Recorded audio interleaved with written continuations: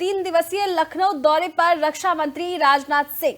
जी हां, बड़ी खबर हम आपको सीधे बता रहे हैं, जहां 3 दिवसीय लखनऊ दौरे पर रक्षा मंत्री राजनाथ सिंह होंगे। जी हां, 28 से 30 अगस्त तक लखनऊ में राजनाथ सिंह रहेंगे। और आपको बता दें कि सदर बाजार गणेशगंज में शोकाकुल परिवारों से मुलाकात भी करेंगे। 29 अगस्त को अंबेडकर वीवीओ का दीक्षांत समारोह है और गोमती नगर में सीनियर सिटीजन होम का उद्घाटन भी किया जाएगा। तो बड़ी खबर हम आपको सीधे बता रहे हैं, जहां पर 3 दिवसीय लखनऊ दौरे पर रक्षा मंत्री राजनाथ सिंह।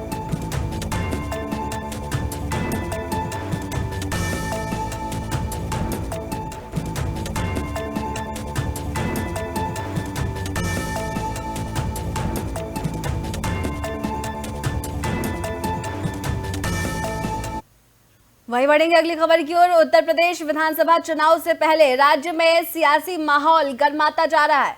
हाल ही में सपा सुप्रीमो अखिलेश यादव द्वारा दिए गए चवन्नी वाले बयान पर राजनीतिक टिप्पणी भी हो रही है। और इसी बीच बीएसपी के चीफ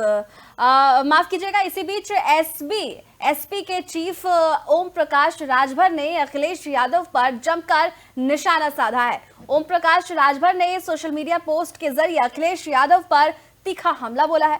उन्होंने अखिलेश को निशाने पर लेते हुए लिखा है कि उन्हें अब जगने और आंखें खोलने की जरूरत है। राजभर ने अपने पोस्ट की शुरुआत एक भजन की पंक्ति उठ जाग मुसाफिर भोर भई अब रैन कहाँ जी तू सावंत है, तो इससे की है और इसे अखिलेश यादव के लिए बताया है। उन्होंने तंज कसते हुए कहा है कि अखिलेश यादव को अब जागना चाहिए, उन्हें अब जाग जाना चाहिए।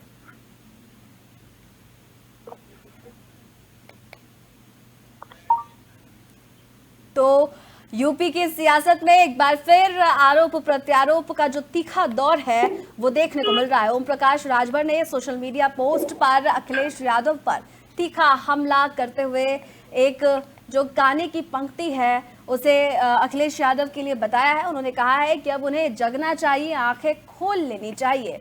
और इसी के चलते उन्होंने अखिलेश यादव को उठ जाग मुसाफिर भोर भई अब रैन कहाँ जो तू सोवत है, ऐसी जो पंक्ति है वो अखिलेश यादव को के लिए कही है। और उन्होंने तंज कसते हुए कहा है कि अखिलेश यादव को अब जाग जाना चाहिए। और इसी खबर पर अधिक जानकारी के लिए हमारे साथ उत्तर प्रदेश के ब्यूरो चीफ शशांक श्रीवास्तव जुड़े हुए। शशांक जी, क्या आप तक मेरी आवाज पहुंच रही है? जी साक्षी जी, तो ओम प्रकाश राजभर और अखिलेश यादव के बीच ये तीखी बयानबाजी देखने को मिल रही है, इस पर क्या कुछ अपडेट है, क्या माहौल है? देखिए, साफ तौर पर उत्तर प्रदेश में अल्पसंख्यक कल्याण मंत्री जो हैं ओम प्रकाश राजभर वो लगातार आक्रामक सुर पे दिखते हैं। उनके सुबह सुबह ट्वीट शुरू हो जाते हैं, वो भी सिर्फ और सिर्फ एक जो सपा मुखिया अखिलेश यादव उनको लेकर के उनका ट्वीट रहता है। और आज भी उन्होंने ट्वीट किया, तंज भी कहता है कि उठ जाग मुसाफिर भोर भई अब रैन कहाँ जो सोवत है। अखिलेश भाई, भजन के लिए जग जाइए, आप खोल लीजिए। वैसे आपकी हिम्मत नहीं हो रही कि आप सहारनपुर जाए और वहां पर जाकर संबोधित करें जनसभा को। चवन्नी के चक्कर में खड़ी हो गई है 36 बिरादरियों के आपके खिलाफ। तो साफ तौर पर साक्षी कहना गलत नहीं होगा कि उत्तर प्रदेश के जो मंत्री हैं, कैबिनेट मंत्री हैं यूपी सरकार में, ओम प्रकाश राजभर, वो आक्रामक सुर में दिख रहे हैं। लगातार उनके निशाने पे कोई और नहीं बल्कि अखिलेश यादव हैं। अखिलेश यादव की अभी 1 बजे प्रेस कॉन्फ्रेंस है और उम्मीद की जा रही है कि अखिलेश यादव कहीं ना कहीं इसका जवाब भी देते नजर आएंगे।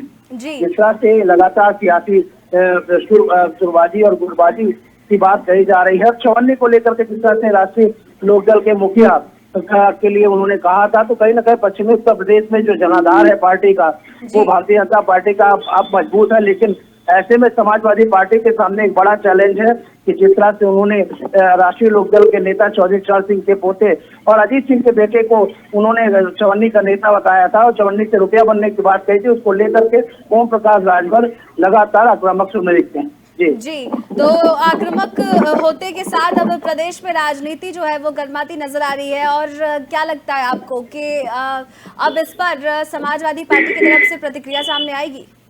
निश्चित तौर पे कहना गलत नहीं होगा, क्योंकि 1 बजे आज सपा मुखिया अखिलेश यादव की प्रेस कॉन्फ्रेंस है और उसमें साफ तौर पे वो हमला करते नजर आएंगे। फिलहाल अब डेली का नियम हो गया। अगर देखा जाए पिछले 7-8 दिनों की बात करें तो ओम प्रकाश राजभर लगातार ही सुबह उठ करके एक ट्वीट करते हैं जो किसी का समाजवादी पार्टी अखिलेश यादव या डिम्पल यादव से जुड़ा हुआ होता है। तो साफ तौर पे ये कहना गलत नहीं होगा कि अखिलेश यादव के निशाने पे ओम प्रकाश राजभर है। और अब सियासत इसलिए भी गर्मा गई क्योंकि उत्तर प्रदेश में चुनाव है। कुछ दिन बाद चुनावी समीकरणों को देखते हुए इस तरह की जो ट्वीटबाजी है वो कहीं ना कहीं सियासत में अपना एक अलग माहौल पैदा कर रही है। जी शशांक, जो चवन्नी से रुपया बनाया ये वाला जो बयान है अखिलेश यादव का, ये जयंत चौधरी के लिए आया था, ठीक है। और जब ऐसे बयान आते हैं तो क्या इससे जो पूरा जो एक तबका है, जो समाज है, जयंत चौधरी का जो समाज है, क्या उस पर और वो उसकी वोट बैंक पर, अखिलेश यादव के वोट बैंक पर असर पड़ेगा? निश्चित तौर पर कहना गलत नहीं है कि क्योंकि एक दशक हो चुका है समाजवादी पार्टी सत्ता से दूर है और 2012 के बाद से आज तक सरकार बनाने में उत्तर प्रदेश में वो कहीं भी पूरी तरीके से अपने खुल करके सामने नहीं आ पाए और लगातार जो उसके सीटों का ग्राफ है वो गिरता जा रहा है। जी, वोट बैंक को अपने समाज को साधना एक बड़ा चैलेंज है। जो पश्चिमी उत्तर प्रदेश के समाजवादी पार्टी के नेता है वो भी अब लगातार एक्टिव मोड पे है। लेकिन ऐसे में सियासत में बयानबाजी एक अपना अलग महत्व रखती है क्योंकि जनता भी सत्ता के साथ में चलती है, सत्ता की शीर्ष से जो होता है उसके साथ में चलती है। और लगातार उत्तर प्रदेश के जो वर्तमान हालात है उसके साक्षी कहना गलत नहीं है कि भारतीय जनता पार्टी की कमल खिलने से रोक पाना एक बड़ा चैलेंज है समाजवादी पार्टी के लिए। समाजवादी पार्टी उत्तर प्रदेश में सबसे बड़ी पार्टी है और विपक्ष के तौर पर अगर देखा जाए तो उससे बड़ा कोई नहीं। सबसे बड़ी पार्टी है, विपक्ष की सबसे बड़ी पार्टी है। विपक्ष के तौर पे अगर देखा जाए, मैंने वही कहा आपसे, अगर विपक्ष के तौर पे देखा जाए तो सबसे बड़ी पार्टी है। लेकिन ऐसे में जो देश की सबसे बड़ी पार्टी है उसको चैलेंज कर पाना, कमल खिलने से रोक पाना समाजवादी और साइकिल के लिए बहुत ही मुश्किल है। क्योंकि नेता मुलायम सिंह यादव और अखिलेश यादव में जमीन आसमान का अंतर है क्योंकि वो लोगों से मिलते थे, लोगों से जा करके बात करते थे, भाई ने एक दूसरे को जानते थे। लेकिन आज वो चीजें शायद अखिलेश यादव में नहीं है, जिसके कारण यह है कि जो वर्तमान राजनीति है वो दूसरी ओर जा रही है, लोग कमल के साथ में है। और समाजवादी पार्टी, बहुजन समाज पार्टी और कांग्रेस, यही कारण है कि लगातार उनका जो सीटों ग्राफ है वो गिरता जा रहा है। जी तो शशांक, बहुत बहुत धन्यवाद आपका इस तमाम जानकारी के लिए। तो उत्तर प्रदेश की राजनीति में अब एक बार फिर से सियासी हलचल तेज हो गई। अब देखना होगा कि चवन्नी से रुपया वाला जो बयान है वो अखिलेश यादव पर आगे कितने असर डालता है और कितनी प्रतिक्रियाएं सामने आती है। वहीं बढ़ेंगे अगली खबर की ओर। उत्तर प्रदेश में अगले 6 महीने में 1 लाख युवाओं को सरकारी नौकरी देने के ऐलान पर बीएसपी सुप्रीमो मायावती ने सरकार पर निशाना साधा है। आपको बता दें कि मायावती ने इस घोषणा को सही कदम बताते हुए इसे चुनावी कदम भी करार दिया है और कहा है कि भर्तियां पेपर लीक और भ्रष्टाचार से मुक्त होकर समय पर पूरा होना चाहिए। उन्होंने SC/ST एक्ट माफ कीजिएगा, उन्होंने SC/ST और OBC के बैकलॉग पदों पर भर्ती और 69,000 शिक्षक भर्ती के 6800 अभ्यर्थियों की नियुक्ति और सरकारी स्कूलों की बदहाली का मुद्दा भी उठाया है। और साथ ही मायावती ने महिलाओं की सुरक्षा, सम्मान और आत्मनिर्भरता को लेकर सरकारों से ठोस कदम उठाने की मांग की है। वही चलेंगे अगली खबर की ओर। अगली खबर मध्य प्रदेश से सामने आई है। मध्य प्रदेश के खंडवा स्थित पवित्र ओंकारेश्वर धाम में मुख्यमंत्री मोहन यादव ने एकात्म धाम के अंतर्गत शिव पंचायतन मंदिर की आधारशिला के लिए पूजा अर्चना की है। इस अवसर पर उन्होंने ओंकारेश्वर को आदि गुरु शंकराचार्य की ज्ञान और सनातन परंपरा से जुड़ी पावन भूमि बताई है। आपको बता दें कि एकात्म धाम आदि शंकराचार्य की विरासत और अद्वैत के संदेश को समर्पित प्रमुख परियोजना है।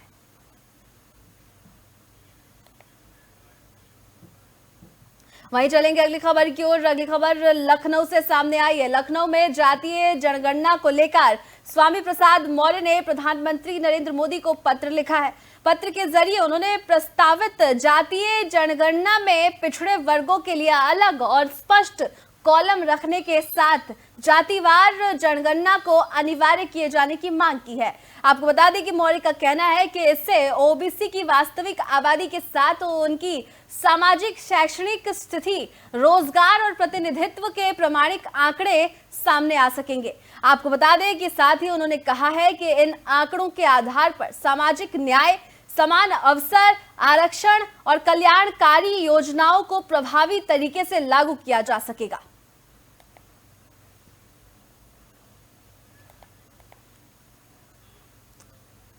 वहीं चलेंगे अगली खबर की ओर। दिल्ली से जजों पर लगे आरोपों को लेकर सीजेआई सूर्यकांत का अहम बयान सामने आया है। उन्होंने साफ कहा है कि किसी जज पर आरोप लगते ही उसे सही या गलत मानकर निष्कर्ष नहीं निकाला जा सकता। आरोपों की जांच तय संस्थागत प्रक्रिया के तहत होगी और मीडिया रिपोर्ट या सार्वजनिक बहस के आधार पर फैसला नहीं लिया जाएगा। सीजेआई ने जस्टिस संदीप मेहता की ओर से उठाई गई चिंताओं और भेजी गई सामग्री का संज्ञान लिया है। आपको बता दें कि साथ ही जस्टिस संजीव प्रकाश शर्मा के जवाब पर भी विचार किया जाएगा। उन्होंने कहा कि संबंधित जज को अपना पक्ष रखने का निष्पक्ष अवसर मिलना जरूरी है।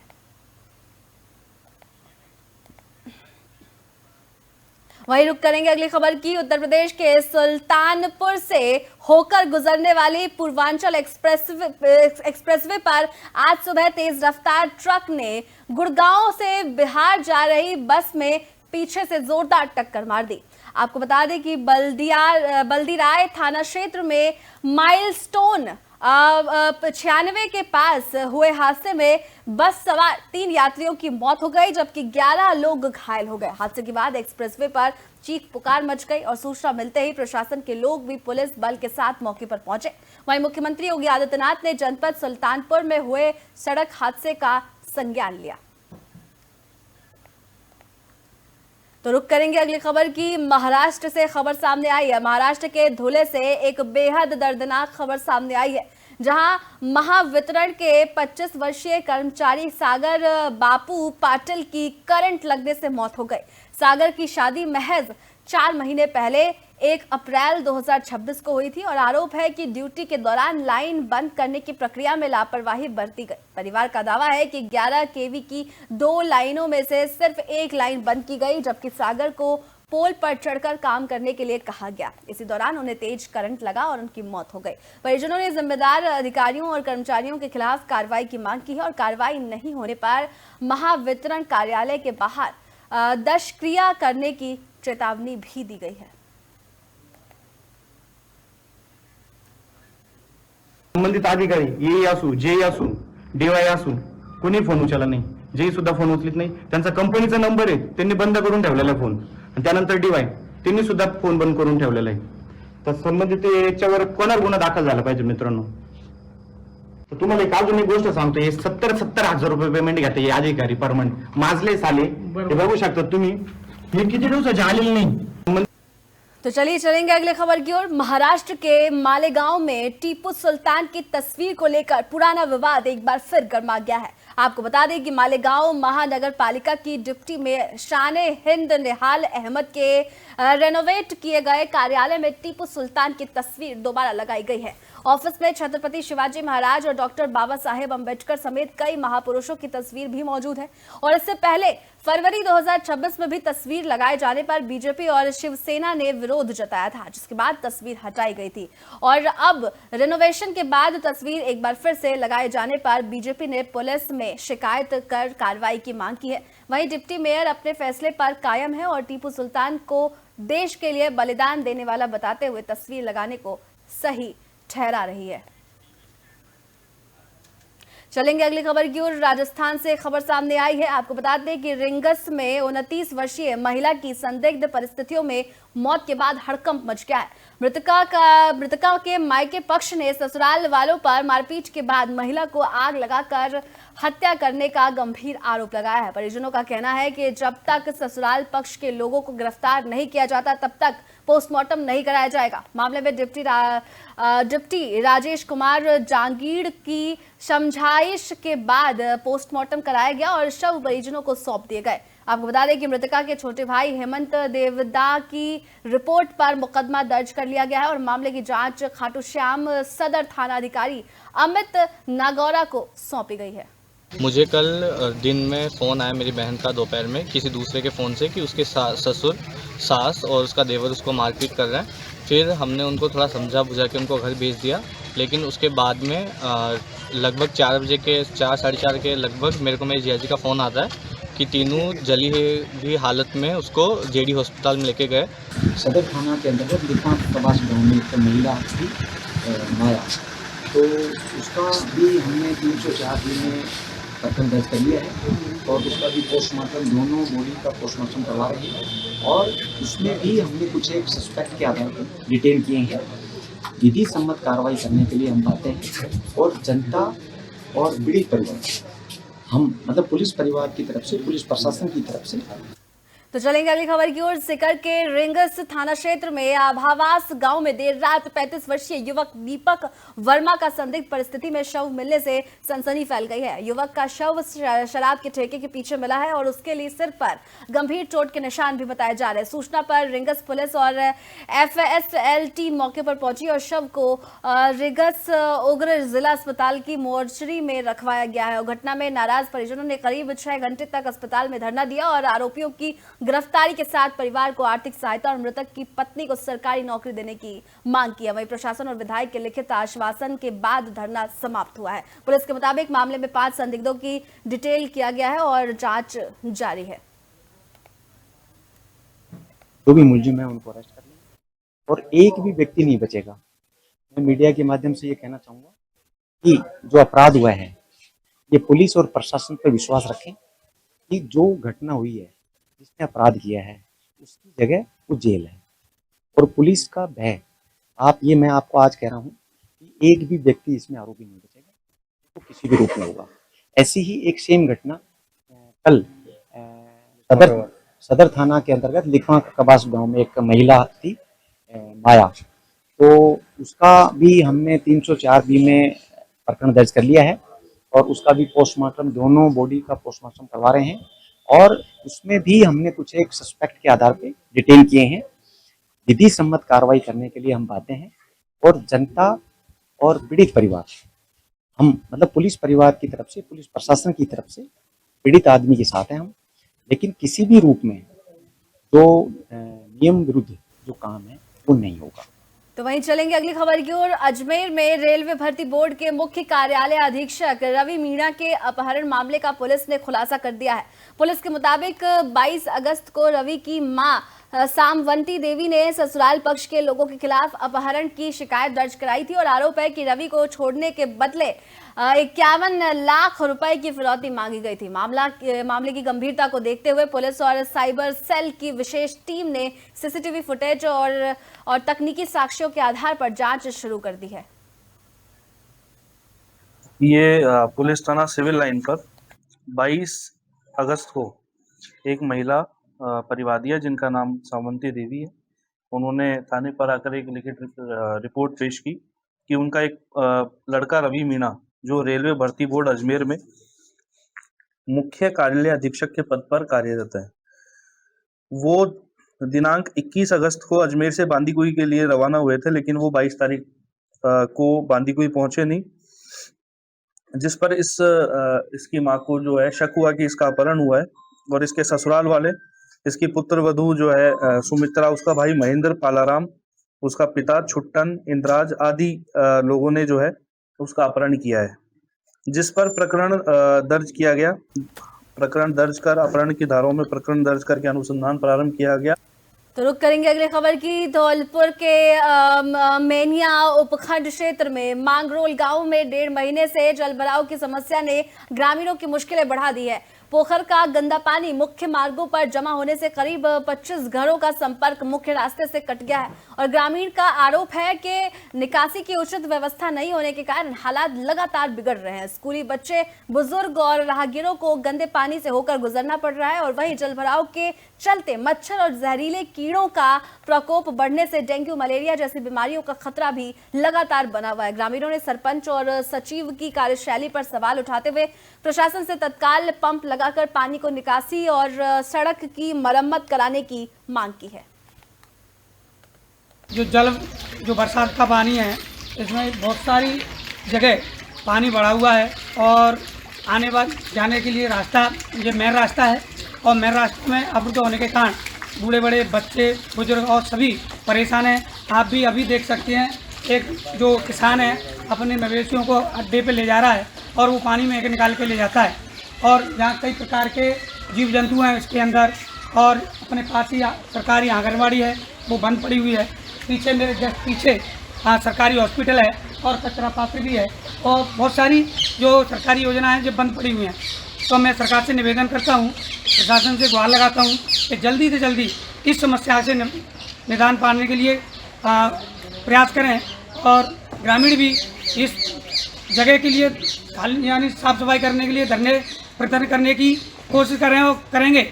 आने वाले समय में अगर यह सुनवाई नहीं हुई तो यह सरकार से निवेदन है, जल्दी से जल्दी, भाई साहब आपसे भी निवेदन है, मीडिया प्रभारी से निवेदन है कि जल्दी से जल्दी इस समस्या से निदान पाने की कृपा करें। जो बरसात का पानी है इसमें बहुत सारी जगह पानी बढ़ा हुआ है। और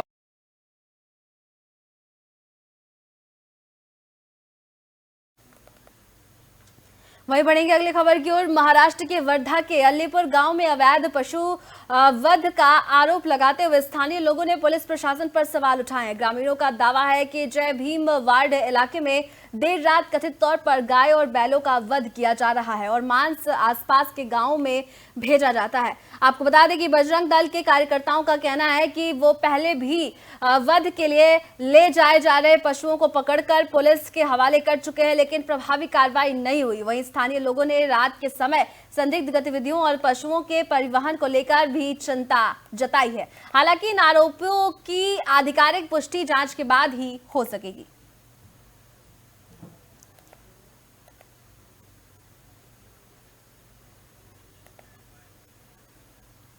वहीं रुक करेंगे अगली खबर की। सस्ते दाम पर सोना दिलाने का झांसा देकर व्यापारी के 3 लाख रुपए लूटने के मामले का जलालपुर पुलिस ने पर्दाफाश कर दिया है। पुलिस ने एंजरी मोड़ के पास से बुधवार को 3 आरोपियों अजय सिंह, शुभम सिंह और इंद्रजीत सरोज को गिरफ्तार कर लूट के 3 लाख रुपए को कार से बरामद किया है और कार भी बरामद किया है।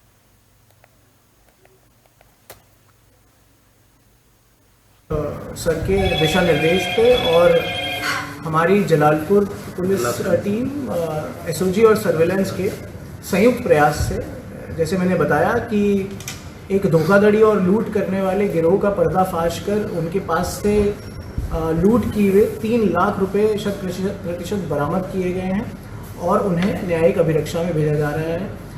कल दिनांक 25/8/2026 को रात्रि में हमें ये सूचना प्राप्त हुई कि एक व्यक्ति जिनका नाम आकाश सेठ, जो कि रहने वाले शक्कर मंडी कोतवाली के हैं, कि उनके साथ एक लूट की घटना कारित की गई थी। उनके द्वारा बताया गया कि उनको लोभ लालच में लाके उनके पास से 3 लाख रुपए मंगाए गए और 3 लाख रुपए की लूट की घटना हुई थी। तत्काल पुलिस द्वारा सुसंगत धाराओं में एक मुकदमा पंजीकृत किया गया और वरिष्ठ पुलिस अधीक्षक सर के दिशा निर्देश पे 4 टीमों का गठन हुआ। 4 टीमों का एक ही लक्ष्य था कि जो लूट किए हुए रुपए हैं उसे बरामद किए जाए और सभी को गिरफ्तार किया जाए। इसमें सभी टीमों का संयुक्त प्रयास से महज 3 से 4 घंटे में ही इन सबको गिरफ्तार किया गया और इनके पास से 3 लाख रुपए बरामद हुए। सर के तो फिलहाल के लिए इस बुलेटिन में बस इतना ही। देश और दुनिया की बड़ी खबरों से जुड़े रहने के लिए देखते रहिए इंडिया डेली लाइव। नमस्कार।